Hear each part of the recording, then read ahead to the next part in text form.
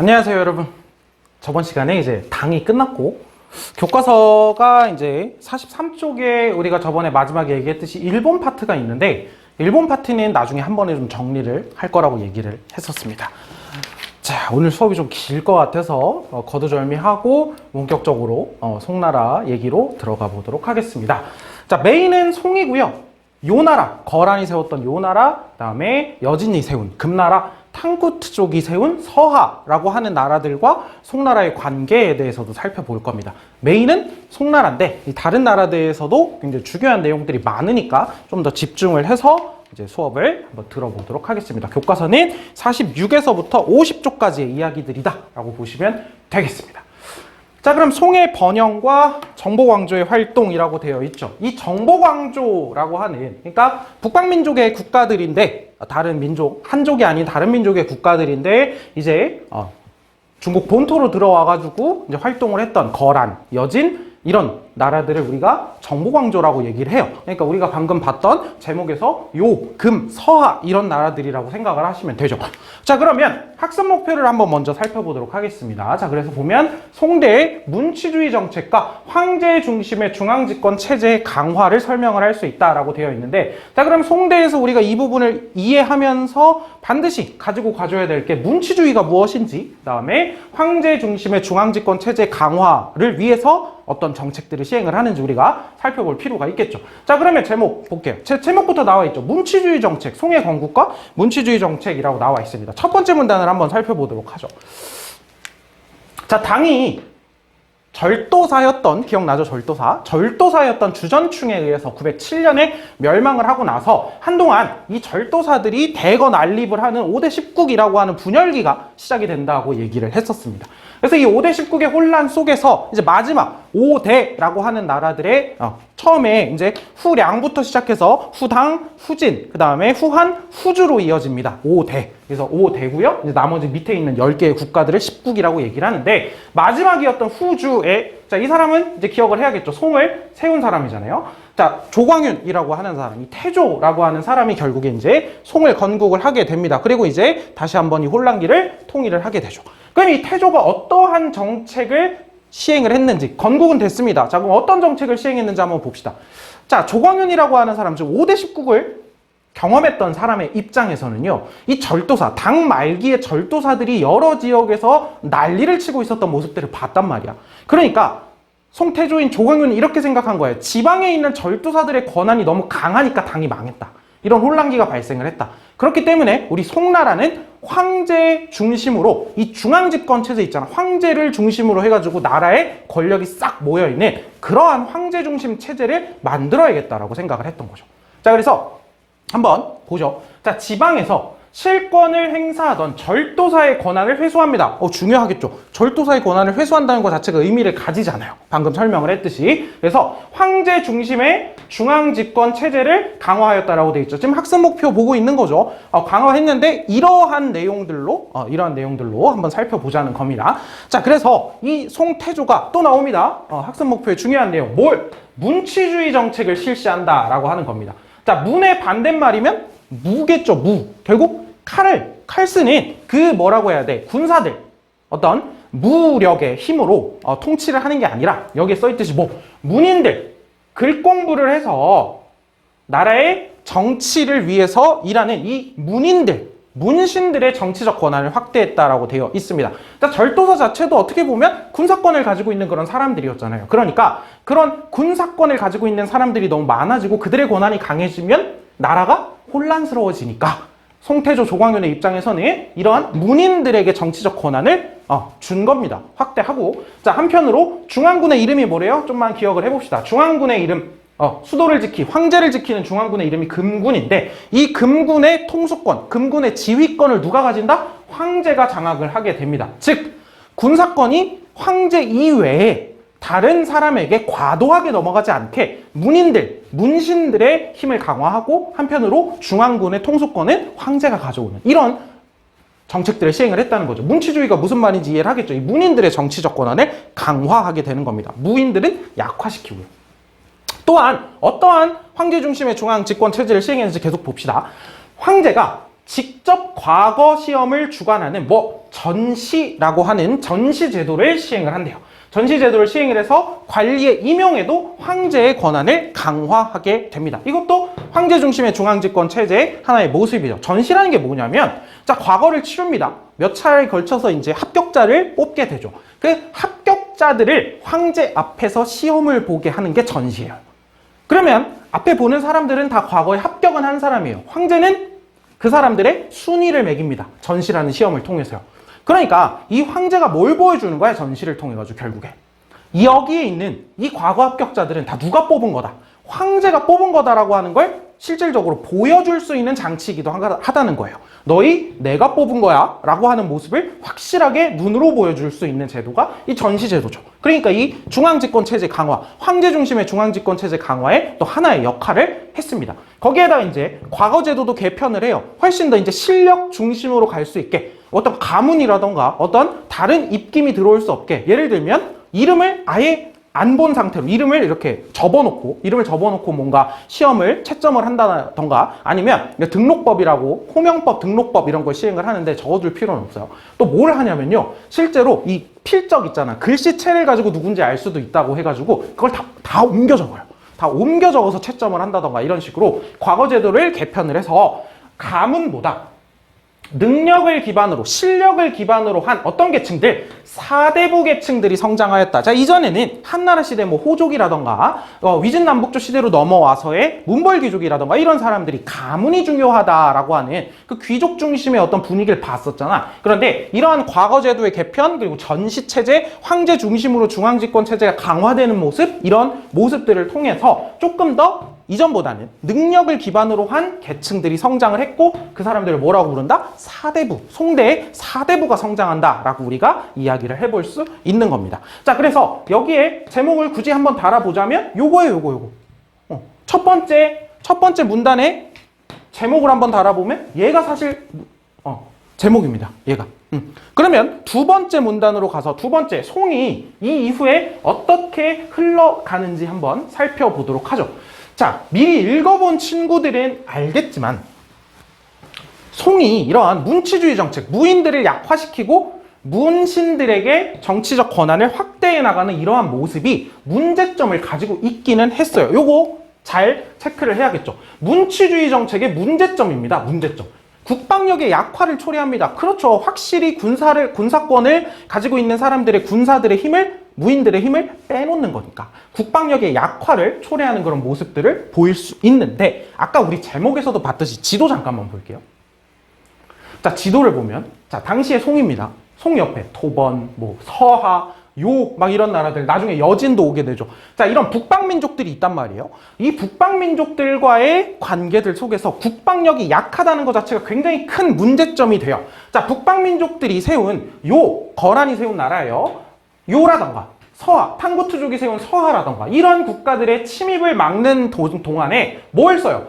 전쟁 비용이 들겠죠, 당연히. 국방력이 약화된 가운데서 어쨌든 전쟁을 통해서 막아내긴 해야 되니까 전쟁 비용이 막 들어간단 말이야. 그런데 국방력이 약화된 상태이기 때문에, 어찌됐든 그 국가 체제상으로 국방력이 약화됐기 때문에 전쟁 비용은 전쟁 비용대로 들고 전쟁에선 져요. 전쟁에서 진단 말이야. 그러면 어떻게 해? 송이 망해? 망하진 않았어요. 어떤 방식으로 전쟁이 마무리가 되냐면 이 북방 민족들에게, 이들에게 은과 비단 등을 뭘로 바친다? 요 단어 좀 기억하시죠? 세패로 바쳐서, 세패가 뭐야? 중국 왕조가 북방 민족 국가와의 화친, 좀 좋은 관계를 그나마 유지하기 위해서 해마다 보내는 거예요. 누가? 중국 왕조가 북방 민족에게. 북방 민족이 중국 왕조에게 보내는 게 아니라, 그래서 세패로 바칩니다. 자, 봐봐. 국방력이 약화돼 있다 보니까 전쟁 비용은 전쟁 비용대로 썼어. 근데 돈은 돈대로 썼는데 국방력이 약하니까 전쟁에서 져요. 그러니까 결국에 송이 살아남기 위해서 주변 민족들에게 뭘 바쳐요? 세패로 바쳐요. 돈이 더블로 들죠. 재정이 악화될 수밖에 없는 상황입니다. 자, 그러자 송나라의 이러한 상황들이 계속 벌어지자 결국에 당시 이제 송의 황제였던 신종이라고 하는 황제가 이 사람을 등용을 합니다. 왕안석이라고 하는 사람을 등용을 하게 됩니다. 결국에 왕안석이 등용이 된 이유는 뭐예요? 이거죠. 오케이? 이거란 말이에요. 자, 그럼 왕안석이 해결해야 되는 문제는 뭐야? 이겁니다. 무슨 말인지 이해되죠? 왕원석이 해결해야 되는 문제는요, 국방력을 강화하고 재정을 다시 확충을 하는 게 왕원석이 해야 되는 일이란 말이야. 그래서 국방력 강화와 재정 수입 확대를 위한 여러 개혁을 실시하는데 우린 이 개혁을 뭐라고 부른다? 신법이라고 부릅니다. 신법이라고 불러요. 자, 그럼 이 신법의 내용을 우리가 조금 이따가 한 번에 살펴볼 거고요. 이 신법의 결과를 먼저 살펴볼게요. 신법의 내용은 좀 더 표로 보고. 신법의 결과, 재정적인 효과, 뭐 군사적인 효과 없지 않았어요. 개혁을 한 거니까. 그런데 농민의 부담이 커지기도 하였고, 결과를 살펴보면 농민들이 뭔가 내야 되는 돈이 많아진다거나 농민들의 부담이 커지기도 했고, 또 한편으로 이러한 신법의 개혁을 반대하는 이 구법이죠. 뉴, 그 다음에 요 올드죠. 구법당과 이를 찬성하는 신법당이라고 하는 이 세력들 사이에 당쟁이 벌어집니다. 당쟁이 벌어져요.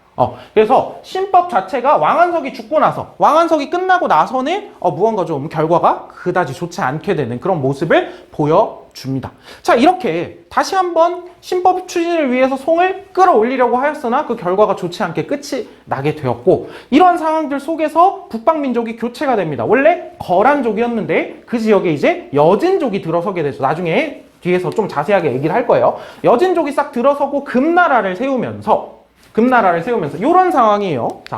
자, 요랑 거란이 세운 나라라고 했어요. 송이랑 계속 싸우고 있었어. 근데 여기 위에 금나라가 생겼단 말이에요. 금나라가 생겼어. 자, 그러면 송이 당시에 생각을 한 게 뭐냐면, 자, 요랑 싸우느라고 계속 뭔가 힘들었으니까, 자, 금이랑 손을 잡고 요를 공격해야겠다라고 송이 생각을 한 거예요. 그래서 요를 멸망을 시켜요. 뭐 완전히 거란족이 없어진 건 아니지만 어쨌든 요라는 나라가 없어져요. 우리 동아시아에서. 자, 그러면 이 요라는 나라를 멸망을 시킵니다. 여기 있죠? 요를 멸망을 시켰는데 금나라가 애초에 송나라를 먹을 생각을 하고 있었거든. 그래서 금나라는 요를 멸망시킨 다음에 군대를 돌리지 않고 그대로 어디로? 송으로 쳐들어와서 송의 수도를 빼앗습니다. 자, 그 이야기가 요 얘기야. 우리가 요도 배울 거고 금도 배울 건데 일단 스토리부터 알자면, 자, 요의 압박을 받던 송은 12세기 초 1100년대 초반이죠. 1100년대 초에 금과 힘을 합쳐서 요를 멸망시켰으나 거의 곧바로 금에게 화북지역, 전에 화북지역이 어딘지 얘기했습니다. 자, 황허강 인근의 그 중국의 중심 지역이라고 얘기했어요. 화북지역을 빼앗겨 남쪽으로 수도를 옮겨요. 도읍으로 옮겨요. 그래서 우리는 그 시기부터를 남송이라고 이야기를 하는 겁니다.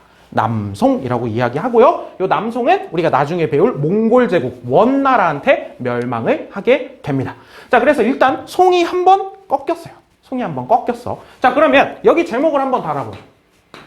자, 그러면 선생님이 단 제목은 일단 문치주의가 가지고 있었던 문제점, 그리고 이 문제점 때문에 뭐가 생긴 거예요?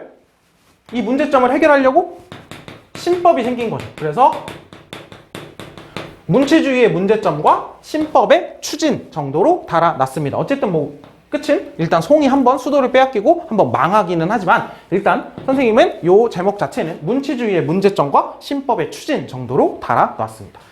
자, 그러면 일단 송이 한번 망했는데 다시 한번 시간을 좀 돌려서 이렇게 국방력이 약화되고 세패를 바치고 막 이러는 가운데에서 재정도 악화되고 이러다 보니까 신종이 왕안석이라고 하는 사람을 등용을 해서 추진하려고 했었던 신법의 내용을 좀 한번 살펴보도록 하겠습니다. 자, 신법의 내용 여러분들이 전체적으로 표로 보고 좀 기억을 해주셔야 되는데, 자, 볼게요. 부국책, 나라를 부유하게 만드는 거죠. 재정을 강화하는 거예요. 자, 강병은 뭐야? 국방력이 약화됐으니까 국방력을 강화하기 위한 거죠. 자, 봐봐. 청묘법은 뭐야? 당시에 농민들이 좀 힘들었단 말이야. 그래서 농민들에게 국가가 싼 이자를 가지고 자금을 대출해주는 제도였고요. 똑같아요. 시역법은 청묘법이랑 똑같은데 뭐야? 이번엔 상공인, 상업을 하는 사람들에게 자금을 빌려주는 제도였어요. 이런 걸 통해서 어떤 좀 농민이라던가 소상공인들을 좀 탄탄하게 만들려고 하는 그런 제도였고, 자, 모역법은 뭐냐면 농민에게 면역전이라고 하는 걸 받는데요. 뭐냐면 농민들이 해야 되는 것 중에 하나가 역이 있어요.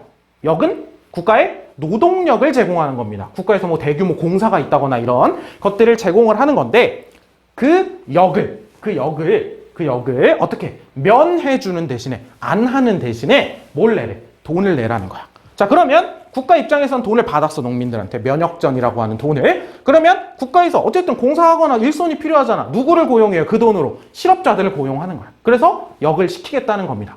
자, 그럼 어쨌든 농민들 입장에선 내야 될 돈이 좀 늘어난 거죠. 면역전 같은 거. 그러니까 아까 막 농민들이 부담이 늘어났다 뭐 이런 얘기도 있었잖아요. 어찌됐든 역을 담당하도록 한 제도예요. 면역전을 받고 실업자를 고용하는 거죠. 균수법 같은 경우엔 우리 한 무제 시기에서도 배웠죠.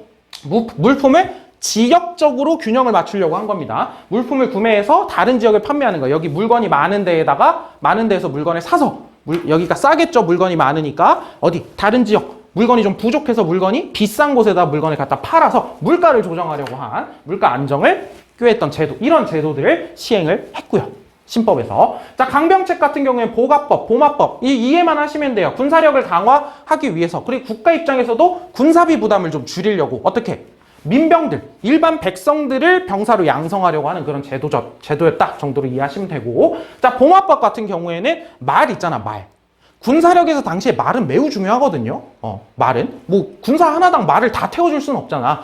일단, 말을 확보하는 게 매우 중요했는데, 이 말을 사육을 해서 병마, 군대용으로 쓸 말들을 확보하기 위한 그런 보마법 이런 것들도 시행을 했었다라고 이해를 하고 좀 여러 번 보면서 기억을 한번 해보면 좋을 것 같습니다.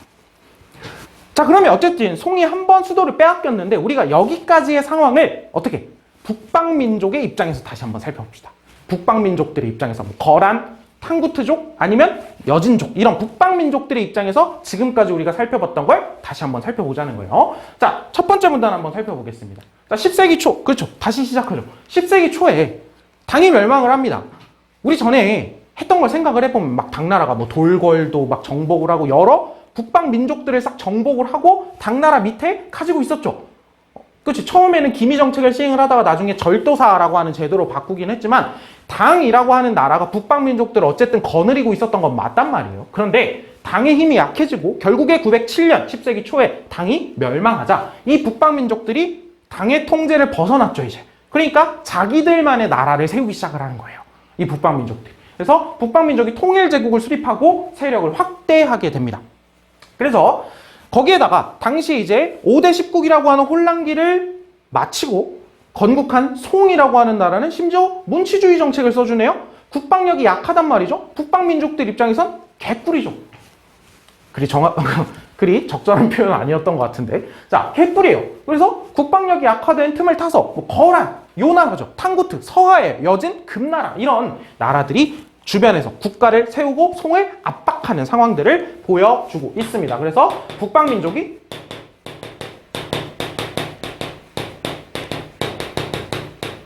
이 정도로 제목을 달아보면 될 것 같아요. 북방민족이 성장한다. 그래서 우리가 차례로 요 나라, 서하, 금나라에 대해서 살펴볼 겁니다. 자, 그러면 2번 문단 한번 볼게요. 거란이죠? 거란에 대해서 살펴보겠습니다. 제목부터 달면 거란에 대해서 살펴볼 겁니다. 거란에 대해서. 자, 이들은 거란족이라고 하는 민족이긴 하지만 대부분의 북방민족들은 그 안에 여러 부족들로 나뉘어져 있어요.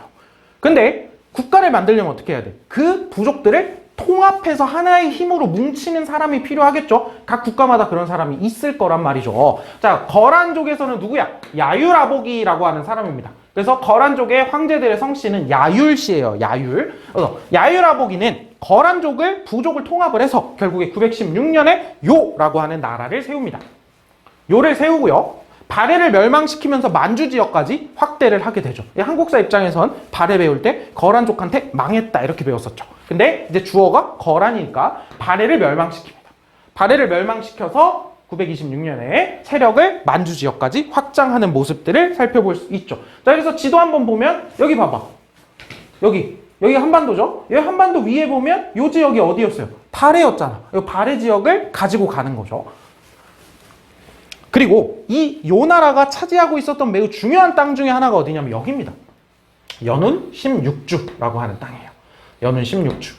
연운 16주라고 하는 땅을 차지했는데 요 얘기를 우리가 조금 알아볼 필요가 있습니다. 요 얘기를. 자, 방금 뭐 밑줄은 걷을 테니까 좀 일단 지워볼게요. 자, 지우고 한번 가보죠. 자, 연운 16주가 요 땅인데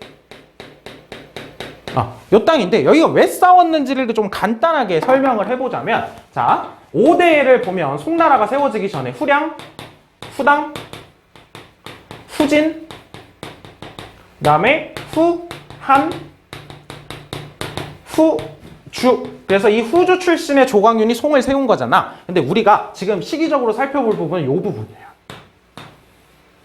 자, 후당에 어떤 사람이 있었냐면 쓸 필요는 없어요. 그냥 이야기만 들어보세요. 석경당이라고 하는 사람이 있습니다.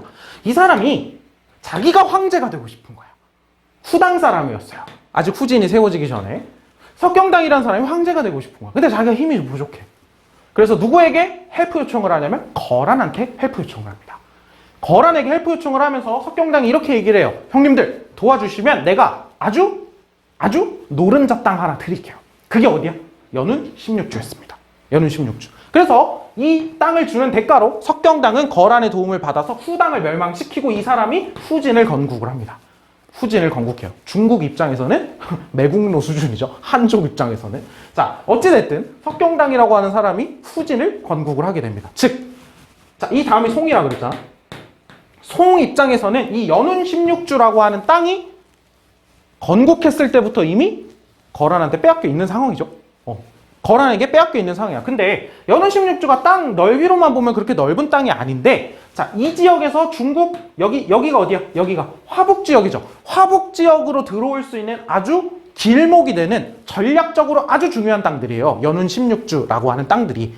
이 지역에 16개의 주가 있거든요. 그래서 연운 16주라고 하는데 이렇게 들어오는 아주 중요한 길목이란 말이야. 그러니까 이 지역을 송나라도 되찾고 싶겠죠. 그렇다 보니까 이제 어떤 상황들이 벌어지는 거냐면 여기 써있죠. 만리장성 이남의 연운 16주를 요는 이미 차지해놨어요. 송이 건국했을 때. 자, 그래서 다시 한번 보면 만리장성 이남의 연운 16주라고 하는 땅을 차지한 요는요. 송이랑 계속 싸웁니다. 왜? 송도 되찾고 싶고 요는 빼앗기면 안 되거든요. 여기를. 그래서 계속 전쟁을 하는데 결국 송이 집니다. 그래서 1004년에 연도 외우기 참 쉽다. 그죠? 1004년에 전연의 맹약이라고 하는 요 맹약을 체결을 합니다. 요와 송이 체결한 일종의 조약 같은 거예요.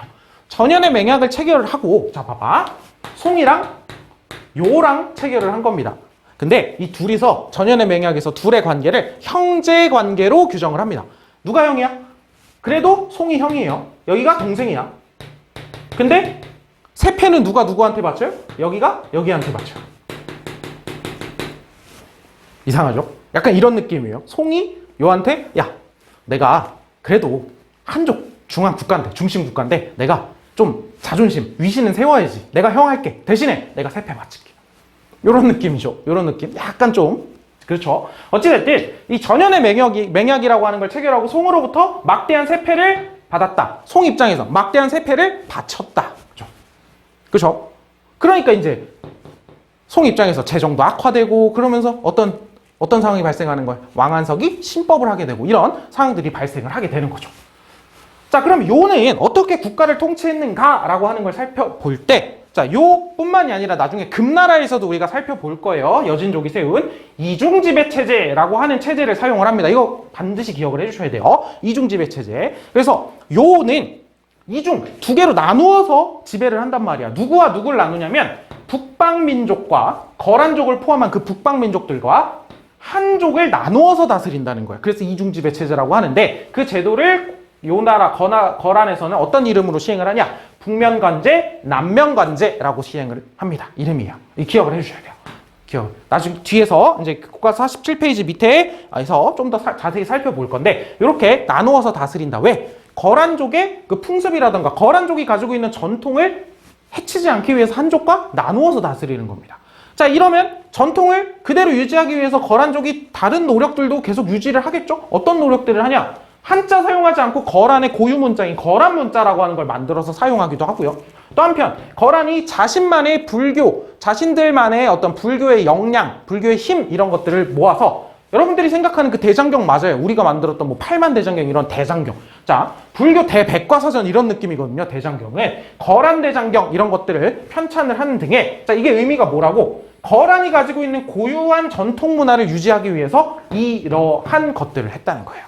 오케이? 이렇게 이해를 하시고 이중지배 체제는 거란에서 요 나라에서는 북면관제, 남면관제라고 하는데 요거는 서하래. 여진족이 세운 금나라에서도 우리가 살펴볼 거라는 걸 일단 기억을 하고 가주시면 되겠죠.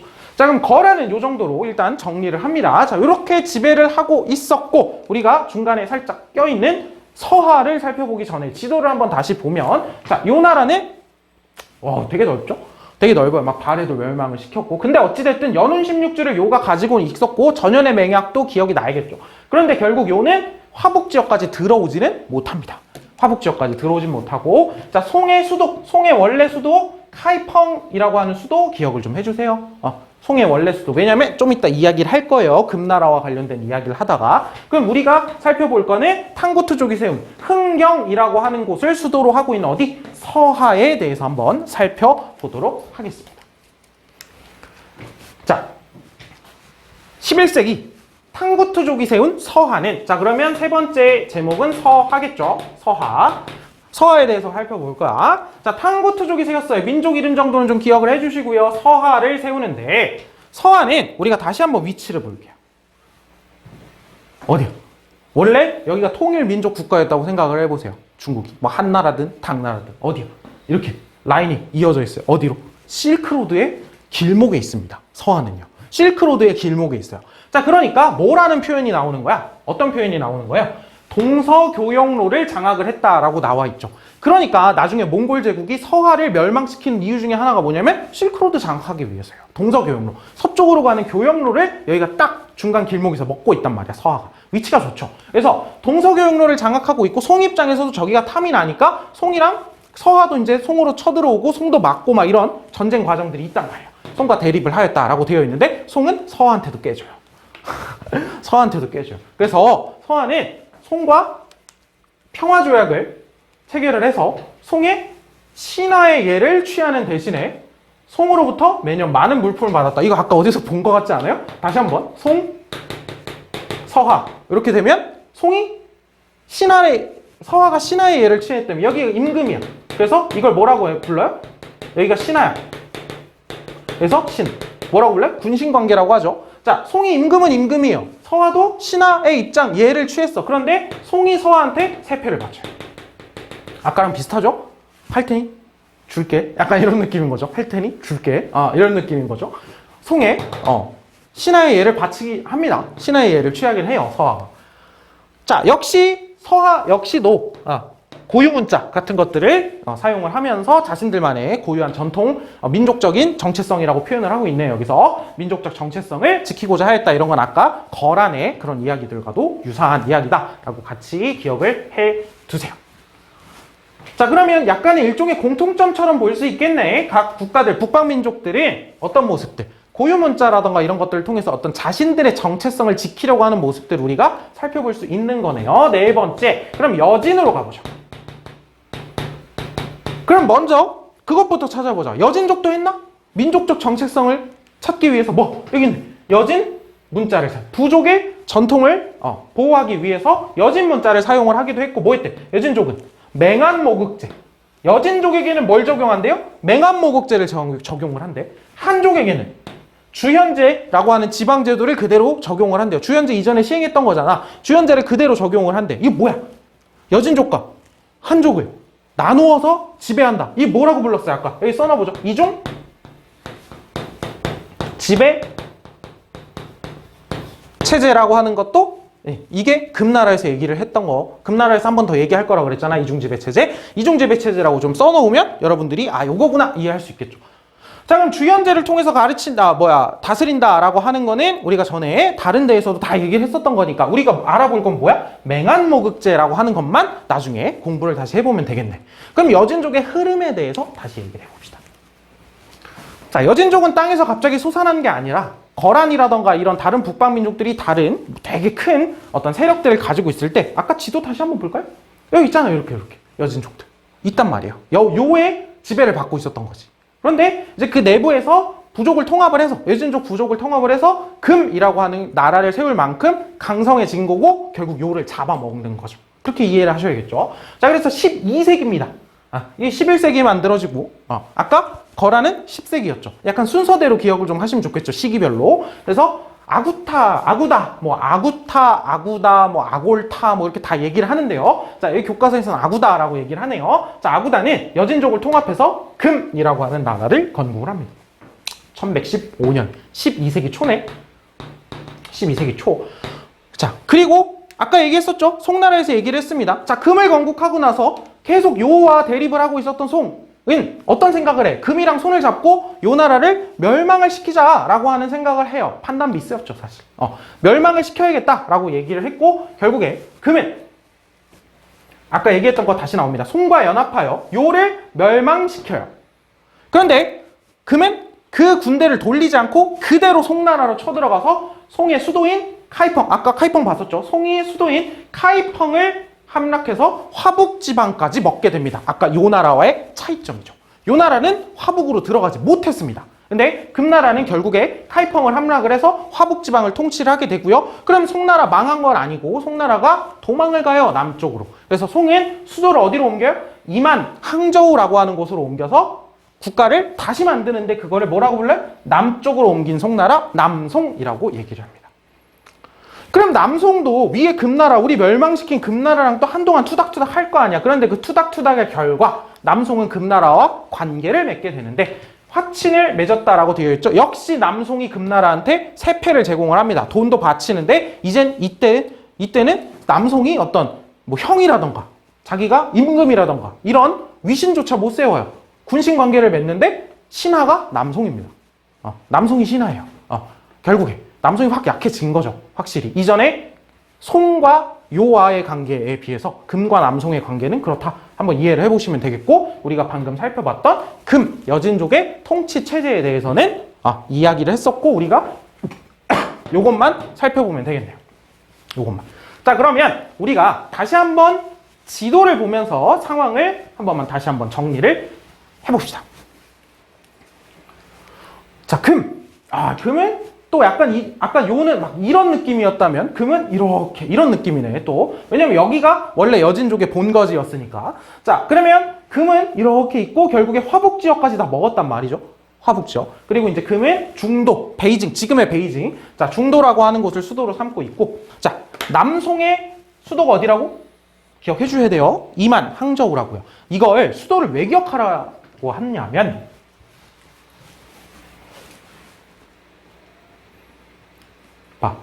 송의 수도가 카이펑으로 찍혀 있으면 위에는 요 나라가 있다는 뜻이에요.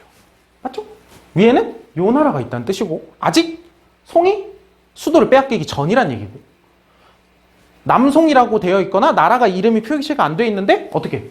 수도가 이만 항저우로 표시가 돼 있으면 어떻게? 남송이구나. 여진족한테 화북을 빼앗겼구나라고 하는 시기 어떤 시기인지를 우리가 파악해 볼 수 있다는 거예요. 그래서 여러분들에게 한번 수도를 좀 꼭 기억을 해달라고 하는 겁니다. 자, 그러면 우리가 뒤로 넘겨놨던 요와 금의 이중지배 체제에 대해서 한번 살펴보도록 하겠습니다. 자, 자료 1번에 북면관제, 남면관제 아까 어디에 이중지배 체제라 그랬지? 요 나라입니다. 거란이 세웠던 요 나라. 그리고 여기 맹암모극제, 주현제로. 자, 한족은 주현제로 여진족은 맹암모극제로 다스렸던 이 이중지배 체제는 여진족이 세운 금나라라고 얘기를 했습니다. 그래서 보면 자, 황제가 있고 북면관과 남면관이라고 하는 두 루트가 있어요. 북면관과 남면관. 그래서 이 북면관에서는 거란족을 포함한 유목민들을 부족제로서 다스리고 있고요. 이 남면관 쪽에서는 삼성육부.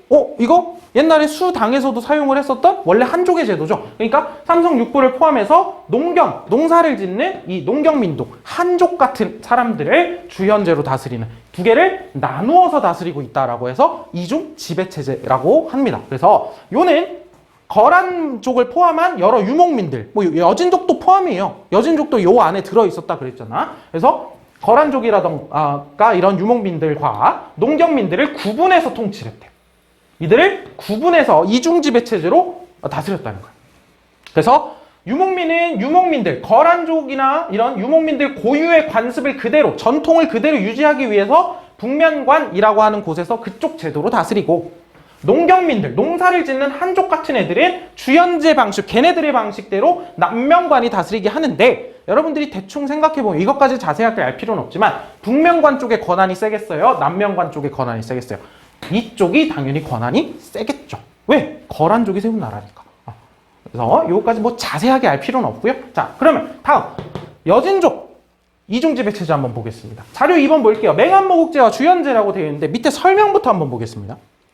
금나라는요, 자신들의 부족에 기반해 있는 군사제도인 맹한모국제, 원래 군사제도였대. 맹한모국제를 재정비해가지고요. 자, 여진족과 거란족도 여진이 멸망시켰잖아요. 그래서 거란족 일부는 또 여진족 안에 들어와 있습니다. 그냥 그렇게 이해하시면 돼요. 막 만약에 거란족이 100만 명 있다면 100만 명의 목을 다 베어버리는 건 아닐 거 아니에요. 그러니까 거란족이 또 여진족 안에 들어와서 살고 있는 그런 모습이라고 보시면 돼요. 그래서 여진족과 거란족은 집 300집을 1모극이라고 불러요. 여진족 자체 자기들의 언어일 거예요. 자, 300집을 1모극으로 하고 그 중에 이제 1모극씩 모아가지고 다시 10모극인 3000집, 집 호자예요. 3000집을 인맹한부라고 묶어놨어요. 그래서 여기에 보면 자, 이쪽은 여진족 같은 유목민들이죠. 여진족, 거란족 같은. 이쪽은 주현제, 한족이라고 얘기가 되어 있으면 봐봐. 자, 이쪽은 유목민 사회는 300호를 1모극으로, 그리고 1모극을 10개 모아서 3000집을 1맹한으로 해서 맹한이라고 하는 우두머리와 모극이라고 하는 우두머리를 둬요. 그래서 얘네들이 행정이라던가 군사 담당을 하는 거죠. 그래서 얘네들, 이 맹한이나 모극 같은 경우에는 다 하나하나가 부족 단위, 어떤 행정의 단위이면서 군사 부대의 단위이기도 하겠죠. 군사 부대의 단위. 그래서 이런 방식으로 운영을 했고, 주연제를 사용한 거예요. 어디서? 농경민 사회, 한족 같은 애들한테는. 그래서 여기는 원래 하던 대로 지방관을 담당하는데 얘네가 반란 일으키면 안 되지. 그래서 뭐 군사 통수권은 안 줘요. 여기도 여전히 이쪽의 권한이 센 걸 알 수 있죠. 그렇죠? 어찌 되었든 이중지배 체제라고 하는 것들을 이런 방식으로 자신들의 고유한 전통적인 방식으로 유목민들을 다스리고 있고, 한족들은 힘을 좀 빼놓은 대신에 어찌됐든 그들만의 방식대로 다스리고 있었다라고 하는 것들을 여러분들이 한번 정리를 해보면 되겠습니다. 자, 그럼 여기까지가 송, 요, 금, 서하에 대해서 전체적인 스토리, 정치적 스토리들에 대해서 살펴본 거고, 이제는 송의 경제와 문화에 대해서 조금 더 자세하게 살펴보도록 하겠습니다. 오늘의 메인은 송이라고 했어요, 아까. 자, 그러면 송대의 경제 발전을 한번 살펴볼게요. 자, 여기는 좀 마음 편하게 이제 뭐 기억할 건 기억해야겠지만 마음 편하게 좀 얘기를 해봅시다. 자, 경제 발전. 핵심은 뭘까? 경제가 발전했다겠죠. 경제 발전했다. 자, 볼게요. 자, 송대. 자, 원래는 화북지역이 어디라 그랬어요? 중심지라 그랬어요. 화북지역이 중심지였는데 이 중심지였던 화북에서부터 경제가 계속 발달하고 있는 어디로? 강남으로 사람들이 이주해 갑니다. 강남으로 이주를 하면서 강남 지역의 농업이 이전보다도 더 획기적으로 발전을 해요. 인구는 늘어나고 그 늘어난 인구가 또 강남으로 가고, 그러면서 강남 지역이 더욱더 생산력이 발달하게 되는 거죠. 이 첫 번째 문단에서 우리가 살펴볼 부분은 뭐야? 그 중에서도 농업의 발달입니다. 자, 농업 생산력이 어떻게 발달하는지 한번 볼게요. 자, 강남으로 내려갑니다. 근데 강남 지역은 저습지가 좀 많아요. 어떤 느낌이냐면 늪 같은 데가 좀 많단 말이야. 그래서 저습지의 제방 근처에다가 늪지 같은 데다가 제방 뚝을 딱 설치를 하고 그 안에를 뭘로 만드는 거야? 농사 지을 수 있는 땅으로 만드는 이런 방법들이 개발되기도 하고, 이러면서 점차 강남 지역에 농사를 지을 수 없었는데 농사를 할 수 있는 농지가 늘어나게 됩니다. 이런 개간 사업들을 통해서 농사를 지을 수 없던 땅을 농사를 지을 수 있는 곳으로 만드는 게 개간 사업이죠. 자, 그리고 농업 기술에도 큰 발전이 있었대요. 농업 기술. 자, 어떤 것들이 있냐? 자, 용골차 같은 것들이 이제 키워드예요. 동그라미 같이 쳐놔봅시다. 용골차와 같은 농기구들이 이제 보급이 되기도 하고, 중요한 거 뭐야? 원래 그 땅에서 농사를 계속 지으면 그 땅의 영양분이나 이런 게 점차 줄어들죠. 지력이 줄어든다 그래요. 땅의 힘. 그러면 원래는 어떻게 해야 되냐면 지금까지는 그냥 그 땅을 쉬게 해야 돼요. 그럼 몇 년 동안 농사 안 지으면 영양분이 다시 돌아온단 말이야. 그러니까 그러고 나서 다시 농사를 짓고 이랬어야 되는데, 이제는 뭐가 가능해졌어요? 인분, 사람의 배변, 사람의 변을 활용을 하는 뭐 시비법, 뭐 만드는 거, 비료를 만드는 방법들이 이제 일어납니다. 뭐야? 땅에다가 땅을 쉬게 하는 게 아니라 땅에다가 이제 비료를 뿌려서 땅에다가 퇴비를 뿌려가지고 땅의 영양분을 끌어올리는 거예요. 그러니까 이제 농사를 더 많이 지을 수 있고 농사가 더 잘 되겠죠. 그리고 벼농사에서도 자, 뭐가? 모내기법이 널리 보급이 됩니다. 이제 모내기법 뭐야? 모내기법 원래 그냥 밭이라던가 뭐 물이 좀 많은 곳에다가도 그냥 벼를 뿌렸단 말이야, 벽실을. 그런데 이제 어떻게 하는 거야? 벽실을 모판이죠? 모판 같은 데다가 벽실을 뿌려서 새싹을 틔워가지고 싹을 먼저 키워요. 그런 다음에 얘네를 잡초 정리를 먼저 다 한 다음에 얘네를 모판을 어디에다가? 원래 논에다가 옮겨 심는 겁니다. 그게 모내기법, 이양법이라고 얘기를 하죠. 자, 이게 생산력이 훨씬 더 많이 늘어난단 말이야. 그리고 그냥 일반적인 논에다가 막 뿌려놔, 벼를. 그러면 잡초들이랑 같이 자라죠. 근데 여기는 모판에다가 같이 키워. 그럼 여기선 만약에 잡초가 자라더라도 잡초 제거가 쉽죠. 노동력도 줄어들어요. 들어가는 노동력도. 생산력은 올라가고 들어가는 노동력은 줄어든 아주 획기적인 방법이죠. 이러한 모내기법이 또 널리 보급되기도 하였고, 키워드들이에요. 이런 거 다. 모내기법이 보급되기도 하였고, 또 베트남에서 참파벼라고 하는 벼 품종이 들어옵니다. 이 참파벼도 굉장히 중요한 역할을 해요. 이 농업의 발달에. 왜냐하면 여기 설명이 있습니다. 이 벼 자체가 가뭄에 강해요. 가뭄에 강해. 자, 모내기법을 하게 된다라고 하면 뭐를 옮겨 심을 논에는 물이 가득 차 있어야 되잖아. 근데 만약 가뭄이 들면 그의 농사 망하는 거예요. 근데 벼 자체가 가뭄에 강하다는 건 뭐야? 물이 아주 많이 없어도 좀 잘 자란다는 얘기죠. 그래서 이러한 가뭄에 강하고, 그리고 수확도 이전보다 빨라요. 수확도 원래 막 10월에 했으면 막 9월, 8월 막 이렇게 할 수 있단 말이야. 수확도 빨라요. 그러니까 강남 지방에서 참파벼를 막 농사를 지으면서 어떤 일들이 벌어지기 시작하는 거야? 수확을 빨리 할 수 있으니까 1년에 농사를 더 여러 번 지을 수 있게 되는 거죠. 강남 지역에서 한 해에 2번 수확하는 것이 가능해지는 이런 상황도 벌어지게 되는 겁니다. 그럼 생산력이 압도적으로 늘겠죠. 진짜 생산력이. 이전이랑 획기적으로 달라졌다라고 하는 게 결국 이런 얘기입니다. 결국에 이러한 농업 생산력의 발달이 주로 어디에서 일어나요? 강남 지역입니다. 강남 지역. 그래서 강남 지역의 경제력이 이제 송대가 되면 화북을 능가해요. 화북을 능가해요. 원래는 중심지가 어디였어? 화북 지역이었잖아. 그런데 화북에서 사람들이 강남으로 내려오고 이러한 여러 발달들이 있으면서 화북 지역의 경제력을 강남이 능가합니다. 그래서 여기에 보면 이 강남 지역의 생산력을 바탕으로 이제 중국 전체 인구도 확 늘게 되고 송대에 처음으로 중국의 인구가 1억이 넘었다라고 얘기를 하죠. 추산을 했을 때. 그래서 이러한 강남 지역의 농업의 발달 모습들, 여러 가지 키워드를 가지고 한번 이해를 해보시면 좋겠고요. 자, 그럼 용골차가 뭐냐? 용골차 같은 거는, 용골차 아까 안 봤죠, 설명을. 용골차 같은 거는 뭐 하는 거냐면 이제 논이나 이런 데다가 물을 갖다 대는 거야. 여기는 물이 없는 곳인데 이쪽에 있는 물을 이렇게 끌어오는 기계란 말이에요. 자, 어떻게 하냐면 교과서에 있어요. 48페이지 지도가 있는데 여기 이제 물길이야. 그리고 사람이 여기를 밟아요. 막 밟아. 여기에 계단처럼 계속 이렇게 밟는 거야. 밟으면 이게 여기 동그랗게 돼 있죠. 이게 돌아가요. 돌아가면서 여기에 있는 이 계단들이 앞으로 이렇게 딱딱딱딱딱딱딱 올라가는 거야. 그럼 여기에 있는 물을 이 계단을 타고 사람이 발로 돌리면 이렇게 물이 이렇게 올라오는 거죠. 끌어올라와서 물이 여기로 흘러내려오는 거야. 그럼 여기에다가 물을 갖다 대는 거지. 무슨 말인지 이해돼요? 그래서 여기에 있는 물을 여기로 끌어오는 거예요. 사람이 밟아서 이 통로를 통해 가지고 이런 용골차 같은 것들이 개발되기도 하고 이러면서 이제 논 농사라던가 이런 것들이 더 잘 됐다라고 하는 겁니다. 자, 그러면 얘들아, 생산력이 발달했어요. 생산력이 발달하면 필연적으로 사람들은 그 물건들, 그런 것들을 이용을 해서 상업행위를 하고 싶어 합니다. 상업행위를. 자, 농업의 발전은 상업의 발달로 이어지게 됩니다. 제목 그냥 한번 간단하게 달아보죠. 상업의 발달. 상업의 발달, 전체적으로 다 묶어서 상업의 발달로 보시면 되겠고요. 자, 농업의 발전은 상업의 발달로 이어졌습니다.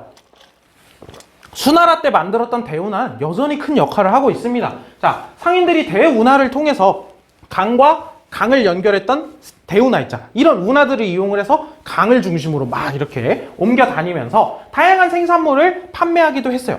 그러다 보니까 전국적인 시장권이 형성되었다라고 하는 게 이쪽 지역에 있는 물건도 이쪽으로 막 갖다 팔고 이쪽 지역에 있는 물건도 이쪽으로 갖다 팔고 이런 것들이 가능했다는 거죠, 송대. 전국적인 규모의 시장권이 형성이 됐다는 게. 자, 그래서 요거 일단 키워드를 한번 가져가 보면, 자, 상업의 발달, 즉 대운하라고 하는 걸 통해서 물길을 통해 가지고 전국적인 규모의 시장권이 형성이 되었고, 이 경제 발달과 인구가 증가하다 보니까, 그리고 상업이 발달하다 보니까 인구가 늘어났어. 이 지역이 그냥 원래는 인구가 그렇게 많지 않았는데 막 상업이 발달하고 특히 막 사람들이 오고 가는 교통로의 막 중심지에 있어요. 그럼 여기 인구가 늘어나겠죠. 그럼 여기가 뭐가 되는 거야? 상업 도시가 되는 거야. 도시가 되는 거야. 상업 때문에 발달한 막 사람들이 그냥 여기서 뭐 교통이 좋으니까 여기서 원래 하루 자고 가고 막 이런 곳이야. 근데 사람들이 보니까 여기가 사람들이 막 자고 가. 그러니까 막 여관도 늘어나고 막 여관이 늘어나면 막 주변에 식당들도 막 늘어나고 그럼 막 시장도 막 생기고 이러면서 여기 인구도 막 많이 살게 되고 도시가 되는 거죠. 상업 도시도 막 성장을 하게 되고요. 특히나 이제 북송. 남송의 반대로 원래 있는 송을 북쪽에 있었던 송이다 해서 북송이라고도 합니다. 송의 수도였던 카이펑 그리고 남송의 수도인 이만 같은 데는 도시 자체가 인구가 100만이 넘는 대도시로 성장하는 그런 거대 도시로 성장하는 그런 모습들을 살펴볼 수 있어요. 자, 그래서 상업이 이렇게 발달했다. 자, 그런데 전에 선생님이 얘기를 했었습니다. 거의 뭐 공식처럼 외워도 돼요. 뭐 상업의 발달은 결국에 뭐를 가지고 올 수 있어요? 화폐 사용이 증가하게 돼요. 왜? 야, 솔직히 이렇게 상공업이 막 전국적인 규모의 시장권이 형성되고 이랬는데 막 배에다가 쌀 이만큼씩 쌓아가지고 막 이 쌀 가지고 막 비단 사고 막 이게 가능하겠어요? 그 정도의 규모가 아니란 말이야, 이 당시에 상업의 규모는. 그러니까 어떻게 해야 돼? 화폐를 사용을 해야 되는 거죠. 화폐. 그래서 동전의 주조량도 늘어나요. 주조량은 이제 그 화폐를 만들어내는 양을 얘기하는 겁니다. 동전의 주조량도 많아졌을 뿐만 아니라 뭐도 만들어요, 이제 지폐도 만들어요. 당시에 이제 송에서 썼던 송에서 썼던 지폐 이름들입니다. 교자, 회자, 뭐 이런 이제 지폐들도 많이 만듭니다. 자, 거의 그래서 화폐의 보급. 결국 화폐가 사용이 되니까. 자, 상업을 편하게 하려고 화폐를 만들어요. 그럼 화폐를 써. 그럼 상업은 더 편해지죠. 그러니까 상업이 더 발달하게 되고요. 자, 결국에 상권이 커지면서 화폐가 어디까지 들어가? 농촌까지 들어가게 돼요. 농촌까지 들어가. 그러면 농촌에서도 사람들이 이제 돈맛을 보기 시작한단 말이야. 돈맛. 그러면 이 돈맛을 계속 보려면 어떻게 해야 돼? 농촌에 있는 농사를 짓는 사람들이 자신들이 농사 지은 그 농산물들을 갖다 팔면 이 돈맛을 계속 볼 수 있죠. 그래서 농산물이 상품화된다라고 하는 표현이 교과서에도 나오는 겁니다. 이런 거 그냥 같이 이해만 해보시면 될 것 같아요. 자, 그러면 왼쪽에 그래프 한번 같이 보도록 하죠. 왼쪽에 그래프를 한번 보면, 자, 구리 생산량, 철 생산량, 뭐 줄어들긴 줄어드는데 어쨌든 철 생산량도 많죠. 근데 구리 생산량은 왜 이렇게 많아? 구리 가지고 뭘 만드는 거야? 동전 만드는 거야. 동전 주조량 봐봐. 여기가 이제 북송부터 이제 남송으로 가는 시기인데 점차 늘어나죠. 근데 여기에는 동전을 이렇게까지 많이 찍었으면 무슨 문제가 발생했을 수도 있어요?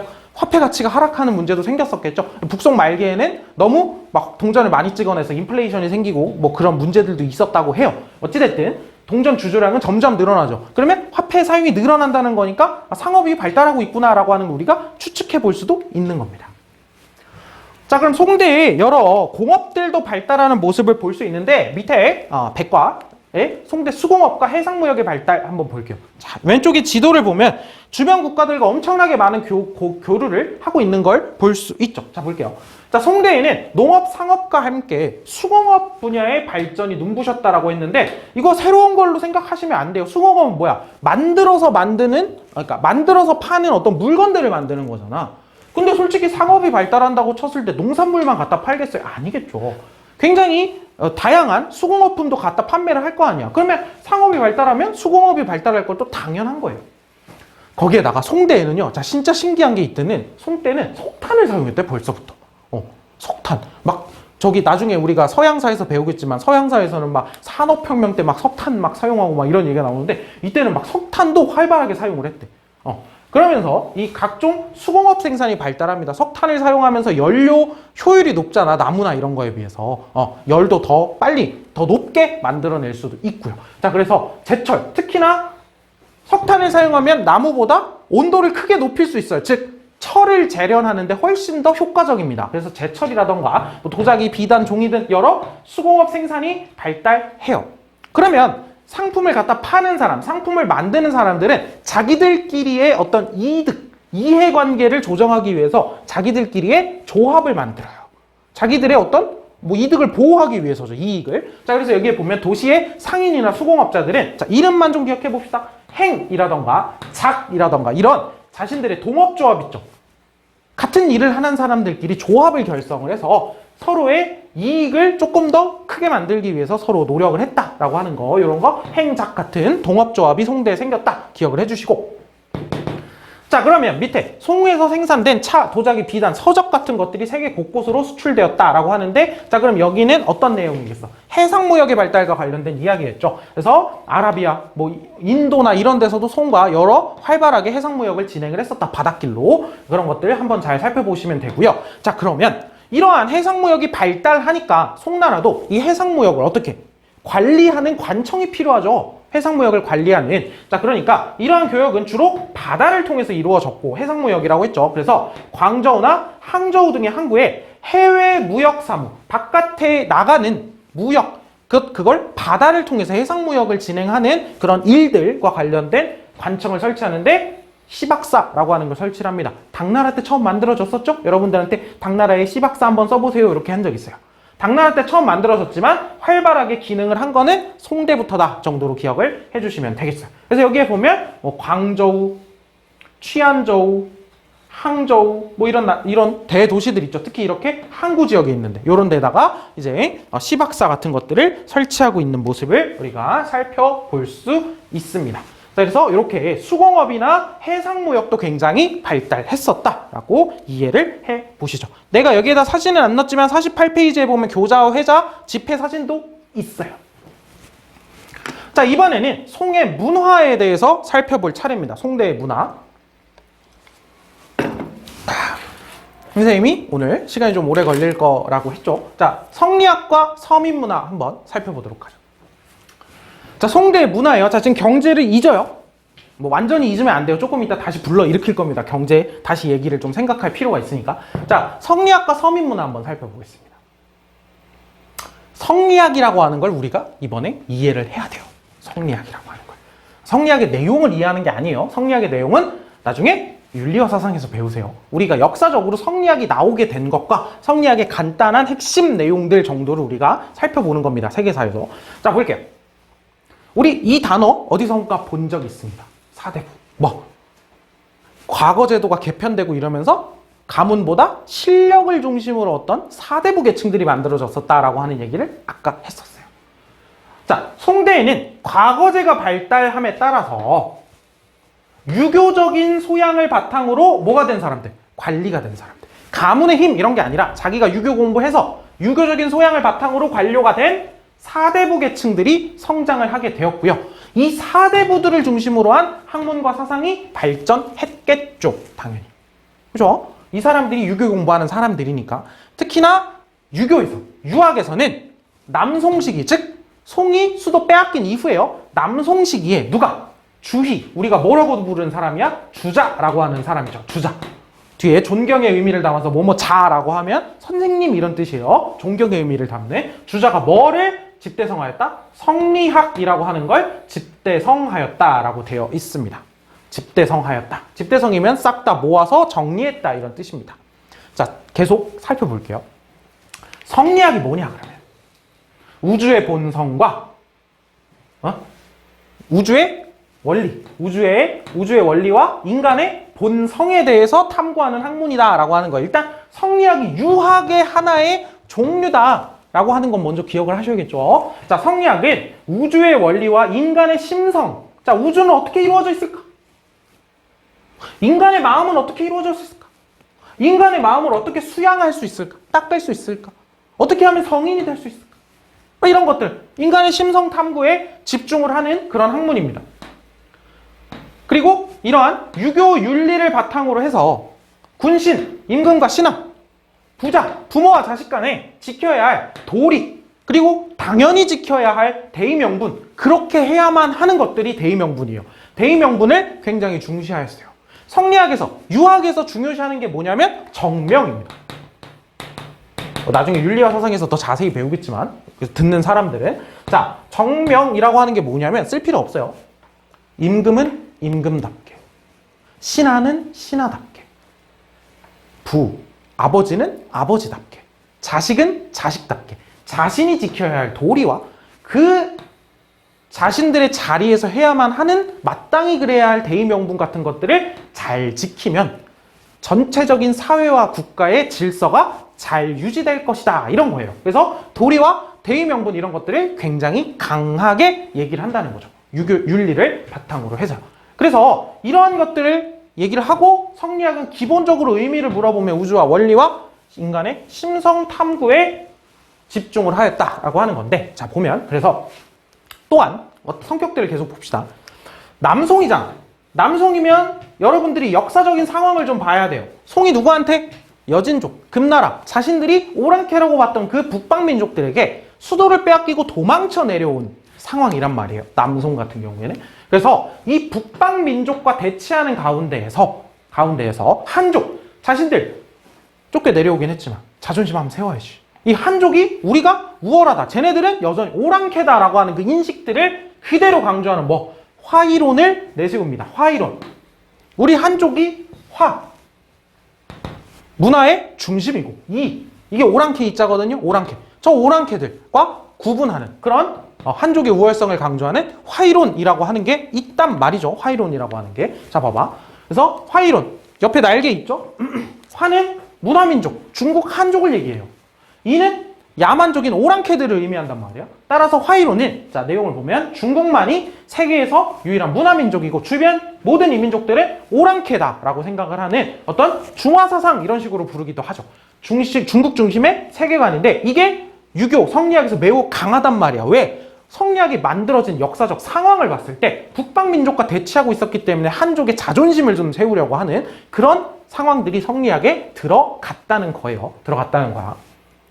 그리고 이러한 남송 시기에는 역사서가 또 많이 만들어졌다라고 하죠. 특히나 유명한 게 여기에 있는 사마광의 자치통감이라고 하는 책인데 요거는 편년체 역사서술의 모범이 되었다. 요거 하나만 기억을 하세요. 요 시기에 유학과 관련해서 이제 많은 역사 서술들이 나오게 되는데, 자 이전 같은 경우에 우리가 마지막으로 제대로 살펴봤던 역사서는 뭐였냐면 사마천. 다 같이 또 사마씨 가문이네요. 사마천이 한나라 때 만들었던 사기라고 하는 책이죠. 사기는 어떤 책? 편년체가 아니라 기전체라고 하는 걸로 돼 있다고 했었습니다. 주제별 서술. 요거는 시대순으로 여러분들이 익숙한 그 시간 순서대로 역사를 기록하는 걸 편년체라고 하거든요. 그래서 자치통감이라고 하는 책을 써서 이제 편년체 역사서술의 어떤 스탠다드를 보여줬다라고 하는 것들을 한번 보시면 되겠는데, 성리학을 조금만 더 역사적으로 정리를 해보자고요. 성리학이 갑자기 근데 왜 튀어나왔냐? 그래, 북방민족과 대치하고 있는 것도 이런 거 알겠는데, 자 유학의 흐름을 한번 살펴보자고. 유학의 흐름. 자, 고대 유학이라고 하면, 초기 유학이라고 하면 어떤 사람들을 얘기할 수 있을까요? 고대 유학이라고 하면. 우연치 않게 드르륵이 됐어요. 하지만 다시 하라고 하면 못하죠. 자, 고대 유학이 누구? 공자, 맹자, 이런 어떤 사람들, 우리가 춘추 전국시대에 배웠던 제자백과의 어떤 사람들을 얘기하는 거야? 유가라고 불렀던 사람들인 거죠. 그런데 이 고대 유학의 전통이 어떻게 됐어요? 한번 끊겼어요. 언제? 진시황, 진나라 때 분서갱유라고 하는 걸 통해서 한번 다 불타고 난리가 났단 말이에요. 이렇게 정리를 해보죠. 그러면 이 진 시기의 분서갱유를 거치면서 한나라로 왔어. 이 한나라로 왔을 때 결국에 유학을 다시 공부하고 유학을 국가적으로 만드는데 그런 내용들을 살펴보려고 하니까 많이 없어요. 그럼 어떻게 해야 돼? 그나마 있는 거라도 막 꼼꼼하게 막 살펴보고 이게 무슨 의미지? 무슨 말로 설명한 건지, 이 글자는 무슨 의미지라고 하는 작구 해석의 중심을 맞춰가지고 공부하게 되는 어떤 게 발달한다 그랬어? 훈고학이라고 하는 그런 경향의 유학 흐름이 생겼다라고 얘기를 했었죠. 이 훈고학의 흐름은 어디까지? 당나라까지 이어집니다. 당나라까지 이어져서 우리가 당나라에서 어떤 공영달이라고 하는 사람이 오경정의라던가 이런 책을 쓰는 얘기도 했었죠. 오경정의라던가 이런 책을. 자, 그래서 당나라에 공영달이 썼던 오경정의라던가 이런 걸 봤을 때 뭐라고 써 있었냐면 훈고학을 집대성했다라고 얘기가 되어 있죠. 그런데 여기까지만 살펴보세요. 내용만 딱 들어봐도 이게 유학의 흐름이긴 하지만 여기가 어떤 철학적인 탐구라던가 여기에 어떤 것들을 깊게 연구한다거나 이런 건 안 들어가 있죠. 이런 게 안 들어가 있고 뭐야? 결국 여기는 진짜 경전을 하나하나 세밀하게 파고 들어가서 의미를 파악하는 데 초점을 맞춰놨단 말이야. 그런데 시간이 흘러서 당을 지나서 이제 송 시기에 왔어요. 송에서 남송이죠. 근데 여기서부터 여기까지 오는 이 시기 동안에 이제 많은 문화들이 들어오게 되죠. 뭐가? 많은 문화들이 발달을 하게 된단 말이에요. 어떤 것들이 있을까요? 불교도 발달하고 도교도 발달하고 여러 가지 것들이 발달을 한단 말이야. 그래서 어떤 상황이 발생을 하게 되냐면 이제 남송 시기에 주희라고 하는 사람이 그걸 성리학을 집대성했는데 이전부터 성리학에 조금씩 영감을 주는 사람들이 있었단 말이야. 그 사람들의 영감의 내용들을 한번 간단하게 정리를 해보면요. 유학이라고 하는 거에 불교적인 성격의 것들도 들어와요. 어떤 거? 불교에서는 나를 수양하고 내가 수행을 하고 나의 마음을 깨닫기 위해서 내 내면을 닦고 이런 것들 되게 중요시하잖아요. 그런 불교적인 내용도 가지고 들어오고 그리고 도교의 영향도 들어와요. 자, 도교에서는 도교에서는 제일 중요하게 가지고 온 게 뭐냐면 중국인들이 자연을 바라보는 시선 자체가 도교적인 시선이거든요. 이런 자연을 바라보는 세계관 있잖아, 세계관. 아까 말했잖아요. 성리학에서는 우주의 본성을 탐구한다고. 그 우주라고 하는 이 세계가 어떻게 이루어졌을까라고 하는 그 개념은 도교에서 들어오고. 자, 그러면 이 성리학이 만들어질 시기가 언제라고 했어요? 남송이라고 그랬죠. 남송이라고 그랬으니까 대외적인 배경도 있어요. 북방민족들의 침략이라고 하는 것들. 북방민족들의 침략이라고 하는 것도 있단 말이에요. 자, 그러니까 여기서 뭐가 들어왔다고 그랬어요? 화이론이라고 하는 것들이 같이 이 유학에 또 들어오게 되고, 또 당시에 사대부들 입장에서, 한족 사대부들 입장에서 생각했을 때 지금 이 상황은 뭐예요? 북방민족들, 원래는 그러면 안 되는 저 오랑캐놈들이 어떻게 지금 우리 한족들을 핍박하고 있어요. 사회 질서라고 하는 게 완전히 무너져 버린 그런 사회입니다. 그러니까 또 어떤 인식도 들어오게 되는 거야. 아까 얘기했던 마땅히 그래야 할 것들이 안 지켜지고 있어요. 대의 명분이라던가 마땅히 그래야 할 것들, 이런 것들이 다 같이 유학에 섞여 들어오게 되고, 얘를 종합적으로 정리를 한 사람이 누구예요? 주희라고 하는 사람인 거고요. 주희가 그래서 뭐를 집대성했다라고 하는 표현이 나오는 거야? 성리학이라고 하는 걸 집대성했다라고 하는 표현이 나오는 거죠. 이게 이해가 됐으면 좋겠습니다. 이해가 안 되면 넘어가시고요. 자, 여기까지예요. 자, 그러면 성리학에 대해서는 이 정도로 설명을 하고요. 일부러 요거 좀 하려고 여기에다 빈칸을 만들어 놨어요. 요건 좀 정리를 하시고. 자, 그러면 밑에는 뭐냐면 우리가 제목에서도 살펴봤어. 자, 우리가 아까 미안해요. 제목을 안 달았네요. 자, 여기에 1번에 보면 그래서 사대부 계층이라고 하는 사람들이 성장을 했고, 그리고 여기서 핵심적으로 본 게 뭐였어요? 성리학이죠. 요 제목의 주제와 벗어나서는 우리가 사마광의 자치통감이라고 하는 역사서 하나만 좀 같이 기억을 해봅시다 라고 얘기를 했습니다. 편년체 역사서, 사마천의 사기, 기전체 역사서랑 조금 비교를 머릿속으로 한번 해보시고요. 자, 두 번째 문단으로 가보죠. 두 번째 문단과 세 번째 문단은 어떻게? 이렇게 묶어서 두 번째. 묶을 건 아니고 사실. 미안해요. 세 번째 문단은 송의 여러 발명품 정도로 생각을 하시면 되겠는데 이건 제목 안 달게요. 자, 두 번째 문단은 뭐야? 송의 와, 드디어 어떤 표현이 나와요? 귀족 문화가 아니라 어떤 문화가 나와? 서민 문화라고 하는 말이 나오냐. 서민들이 문화에 조금씩 주체로 성장해 나가고 있는 게 제목에서도 보이죠. 자, 한번 볼게요. 송대에는 이게 결국에 중요한 건 이거예요. 경제 발전을 배경으로 해서, 그리고 경제 발전이 되고 막 대운하를 중심으로 해가지고 막 전국적으로 시장권이 만들어지고 교통의 중심 지역에 어떤 것들이 만들어져요. 막 상업 도시들이 인구가 증가하면서 막 도시들도 만들어지고, 그럼 그 도시에 있는 사람들은 막 상업 행위도 하고 막 이런 사람들일 거 아니야. 그럼 그런 사람들 경제 발전했으니까 이제 좀 먹고 살만해요. 그럼 뭐가? 이제 좀 놀 게 필요해요. 먹고 살만해졌어. 이제 등도 좀 따숩고 배도 좀 불러요. 그러면 놀 것들이 좀, 우리도 옛날에 귀족만큼은 아니더라도 우리들의 놀 것들, 우리 좀 재밌는 것들, 이런 것들 좀 찾게 된단 말이에요. 그래서 경제 발전을 배경으로 해서 그리고 도시를 중심으로 해가지고 뭐가 서민 문화가 발달합니다. 서민 문화가 발달하게 된 배경은 그러니까 도시의 발달과 경제 발전이에요. 그렇죠? 이러니까 서민 문화가 발달할 수 있는 거예요. 내가 배고프고 등도 차가워요. 이러면 놀 거 찾게 생겼어 지금? 근데 도시도 발달하고 인구도 많아요. 같이 즐길 사람들도 있는데 나 이제 좀 배도 좀 불러요. 등도 좀 따쉬워. 이러니까 놀 거 찾는 거죠. 서민 문화. 자 봐봐. 자 상업활동에 대한 규제도 좀 줄어들었고 송나라에서는 야간 통금 시간이나 이런 것도 없어졌대요. 없어졌대. 있었는데 없어졌대. 아 그냥 그렇구나 보시면 되죠. 야간 통금 시간이 사라져서 도시에서는 막 밤이면 밤, 낮이면 낮, 막 사람들이 막 북적이면서 막 모여가지고 막 술도 먹고 놀고 막 이러는 거예요. 붐벼 쓰면서 그렇다 보니까 이 서민들이 놀 곳을 찾다 보니까 이 서민들을 대상으로 한 여러 오락시설들이 발달을 하게 됩니다. 오락시설이라고 해가지고 막 오락실 생각하면 안 돼요. 오락시설이라고 하면 뭐야? 놀 곳들이라고 생각을 하시면 됩니다.